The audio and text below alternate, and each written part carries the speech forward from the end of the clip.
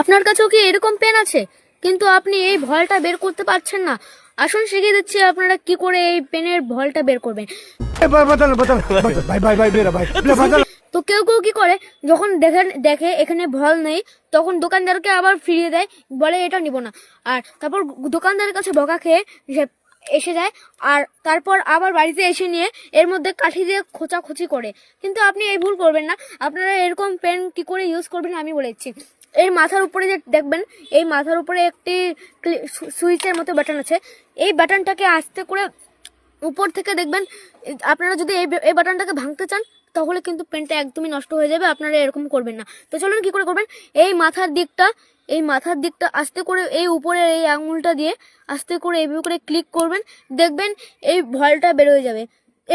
এরকম আরো ট্রিক্সের জন্য চ্যানেলটাকে ফলো করুন, ভিডিওটা ভালো করে লাইক করুন, আর বাকিদেরও শিখিয়ে দেওয়ার জন্য তাদেরকে শেয়ার করে দিন। ততক্ষণে টাটা।